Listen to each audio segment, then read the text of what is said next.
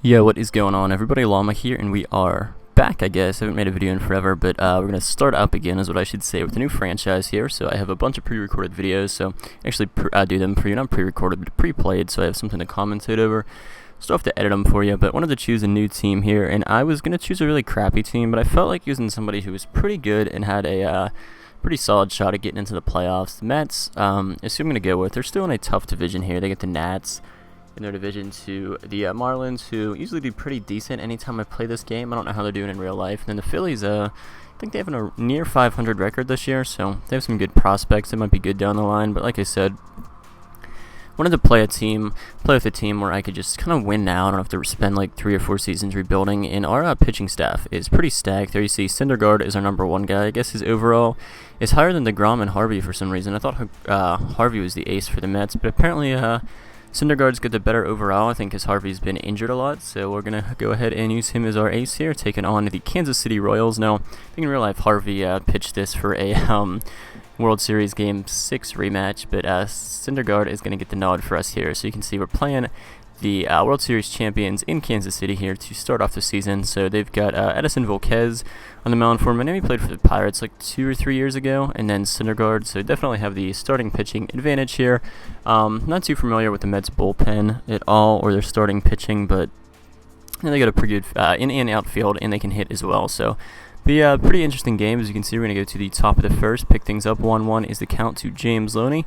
2 outs, 2 guys are on. That's going to be hit to deep left center field, and I guess not so deep, but to left center field rather.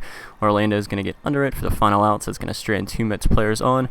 Michael Conforto, who is a great hitter, is in a 3-1 count with 1 guy on, 1 out, and he is going to ground to second base right into a pretty easy double play for the Mets defense to make, so that is going to end another inning and leave yet another guy stranded. So I was doing pretty well with contact, but my power just kind of sucks for whatever reason because I haven't played this game in a while. So you can see middle of the third, we had 3 hits already. Start things off at the top of the fourth. Curtis Granderson, 2-2 is the count. 51st pitch for Volquez coming.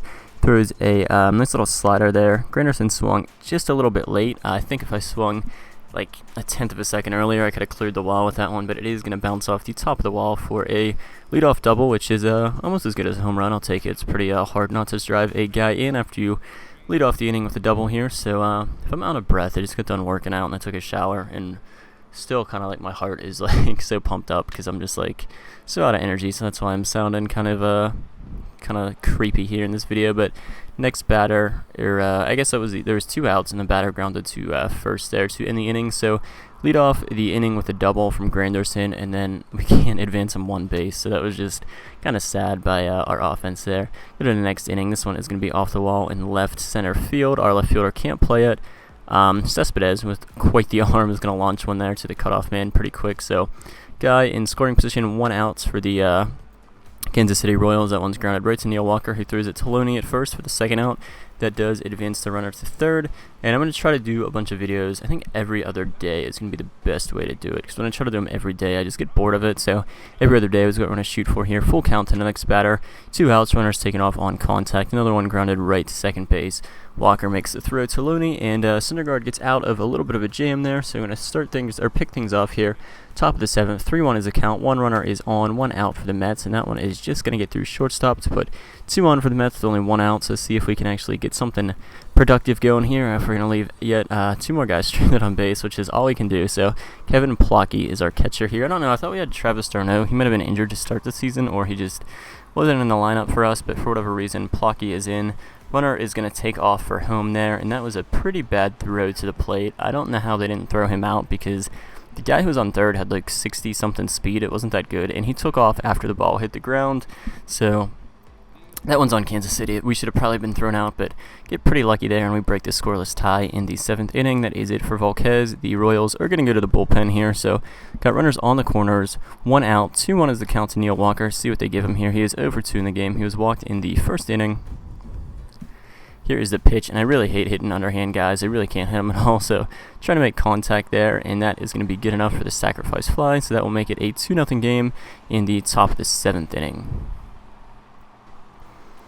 Now I think we'll see when we get into the next inning. I want to say Syndergaard was still at a pretty good pitch count. Now we got Cespedes up here. So, the one thing I did do with this team, which I don't know if I announced it or not, but if you could have seen, so when you start a franchise, you can turn like automatic trades on, forced trades, all that stuff. Actually, I think it's the same thing. But the only thing I changed was I turned budgets off, just because it kind of screws with your team. So looking to do that, yeah. So I want to say I did turn budgets off. So if I make any blockbuster trades, that is why, because none of the teams have a budget, just because I think it makes things fair, and it makes it funner around the trade deadline and stuff. You see like lower payroll guys getting really good guys from teams that suck, or teams that are already stacked are going to get some like monster players from crappier teams. So kind of makes it interesting, and of course we can always compete with them. If I see like the Nats are adding even more offensive power, I'll just try to steal some guys from a smaller team for like a pretty decent player and then a few prospects, which they actually did a good job in this game making prospects worth a lot, especially to teams that are already out of a playoff race. Like if they have no shot at making the postseason around the trade deadline, you can get one of their star players for just like 2 really decent prospects. So I definitely like how they're doing it with this game. Like I said, with budgets off, it's amazing. So this is going to be the first run scored of the game for the Kansas City Royals. You see Hosmer takes off, and Cespedes has that freaking arm that is insane.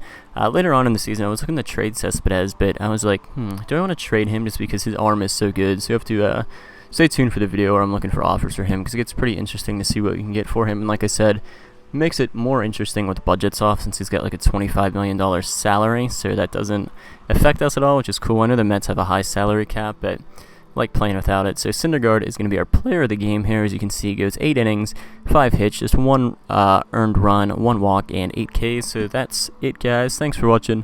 More videos to come, like I said, probably every other day. So alright, stay tuned.